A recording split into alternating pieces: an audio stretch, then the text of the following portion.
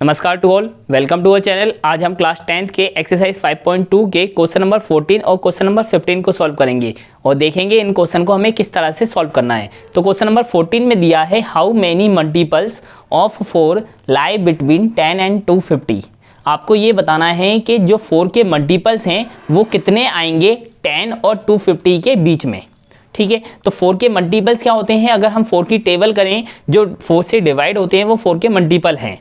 ठीक है, तो 10 आपका और 250 के बीच में आपको बताना है कि कितने 4 के मल्टीपल्स होंगे। तो सबसे पहले हमें सीरीज पता होना चाहिए, उसके अकॉर्डिंग हम बता देंगे कि नंबर ऑफ मल्टीपल्स कितने आएंगे। तो 10 तो 4 से डिविजिबल नहीं होता, 11 भी नहीं होता, तो सबसे पहला जो 10 से ग्रेटर है नंबर वो 12 होगा जो 4 से डिविजिबल है, मीन्स 4 का मल्टीपल है 12। ठीक है, क्योंकि 10 नहीं है, 11 नहीं है और 12 उसके बाद मल्टीपल होगा। ठीक है, अब 12 के बाद 16 होगा, 16 के बाद 20 होगा। अगर हमें ये सीरीज तो पता चल गई 12, 16 और 20, अगर हमें लास्ट टर्म पता चल जाए तो हम वहाँ से n की वैल्यू फाइंड कर सकते हैं। ठीक है, तो ये सीरीज ऐसे आ जाएगी। अब हमें लास्ट नंबर निकालना है। अब लास्ट नंबर है कितना, 250। 250 के पहले लाना है हमें एक नंबर, तो 250 से अगर हम 4 में डिवाइड दें, 250 से अगर हम 4 में डिवाइड दें तो 4 6 जा 24 और 1 0, 4 2 जा 8 और 2 रिमाइंडर। अगर हम ये 2 रिमाइंडर को माइनस कर दें 250 में से, तो जो नंबर आएगा वो आपका 4 से डिविजिबल होगा, मीन्स 4 का मल्टीपल होगा। ठीक है, तो लास्ट नंबर हमें पता चल गया कि 250 के बीच में, मीन्स 10 और 250 के बीच में 248 नंबर जो लास्ट में आएगा आपका। ठीक है, तो हम लिख सकते हैं 248 क्या है आपका जो लास्ट नंबर है। अब आपके पास एक सीरीज तैयार हो गई है, यहाँ से आपके पास a मिल जाएगा, आपको डिफरेंस मिल जाएगा और आपको an की वैल्यू आ जाएगी। वहाँ से हम n की वैल्यू फाइंड कर सकते हैं। तो हम लिखेंगे कि an इक्वल टू कितना है आपका 248, क्योंकि nth टर्म की वैल्यू है 248 और a की वैल्यू है यहाँ से 12 और डिफरेंस की वैल्यू निकालना है तो डिफरेंस होता है आपका a2 माइनस a1।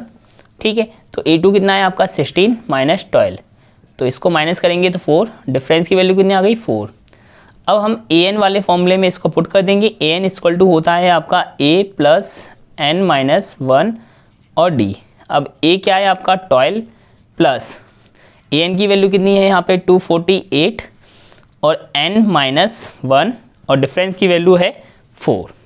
ओके, अब 12 को लेफ्ट साइड लेके आएंगे तो माइनस में हो जाएगा, तो 248 minus 12 equal to n minus 1 और मल्टीप्लाई 4।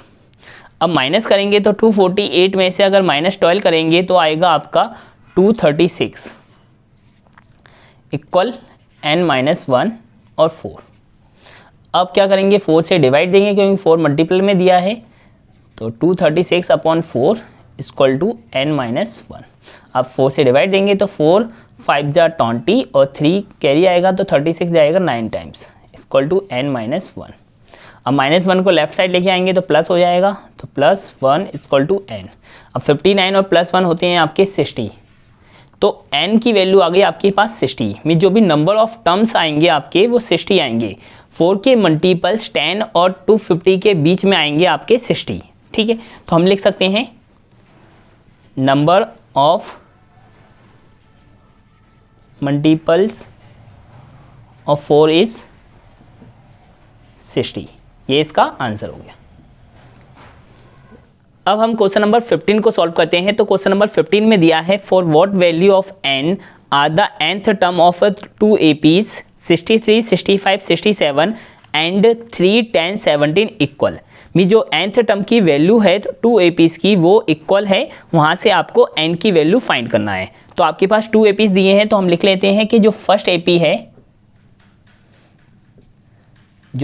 AP है वो आपका कितना है 63, 65 और 67। ठीक है, तो यहाँ से हम इसकी an की वैल्यू फाइंड कर लेते हैं पहले n की वैल्यू के टर्म में। तो जैसे a आपके पास है 63, डिफरेंस निकालना है आपको, तो डिफरेंस होता है a2 माइनस a1, तो डिफरेंस होगा आपका 65 माइनस 63, तो डिफरेंस की वैल्यू आ गई आपके पास 2। तो a की वैल्यू फाइंड हो गई, d की वैल्यू फाइंड हो गई। अब आपको an की वैल्यू फाइंड करना है, तो an की वैल्यू क्या होती है a प्लस n माइनस 1 और d। ये an की वैल्यू है, तो an की वैल्यू फाइंड करना है हमें। तो an की वैल्यू अगर हम फाइंड करेंगे तो a की वैल्यू है आपके पास 63 प्लस n माइनस 1 और d की वैल्यू है 2। ओके, तो an निकालना है, इसके बाद हमें 63 प्लस 2n माइनस 2। अब 63 को माइनस 2 करेंगे तो an इक्वल टू आ जाएगा आपका 61 प्लस 2n। ये इक्वेशन नंबर फर्स्ट हो गई। an की वैल्यू आ गई आपकी जो फर्स्ट AP है उसकी, ठीक है।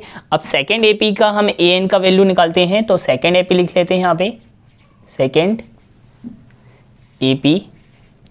AP क्या है आपका 3, 10 और 17। यहाँ से हम a की वैल्यू निकालेंगे तो a की वैल्यू आ गई आपके पास 3, डिफरेंस की वैल्यू आ गई आपके पास a2 माइनस a1, तो डिफरेंस क्या है 10 माइनस 3, तो डिफरेंस की वैल्यू आ जाएगी यहाँ से 7। तो a की वैल्यू फाइंड हो गई, d की वैल्यू फाइंड हो गई। अब इनसे हम an की वैल्यू फाइंड करेंगे, तो a प्लस n माइनस 1 और d। अब an क्या है इसमें फाइंड करना है हमें, a की वैल्यू 3 है प्लस n माइनस 1 और डिफरेंस है आपका 7। an की वैल्यू फाइंड करना है तो 3 प्लस 7n माइनस 7।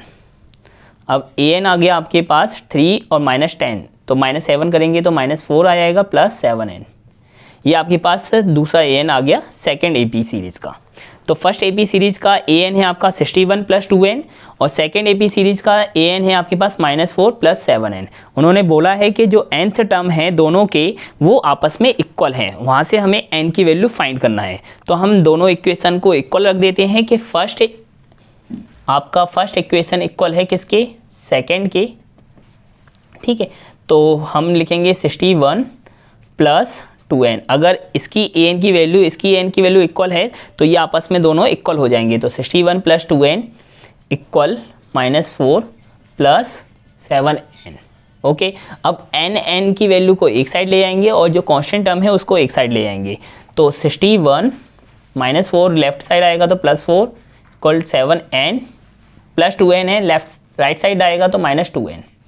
61 और 4 आपका 65 हुआ और 7n में से 2n माइनस करेंगे तो 5n। अब 65 है, 5 मल्टीप्लाई में दिया है तो वो डिवाइड में आएगा, तो हम डिवाइड देंगे तो 5 1 जा 5, 1 कैरी, 5 3 जा 15।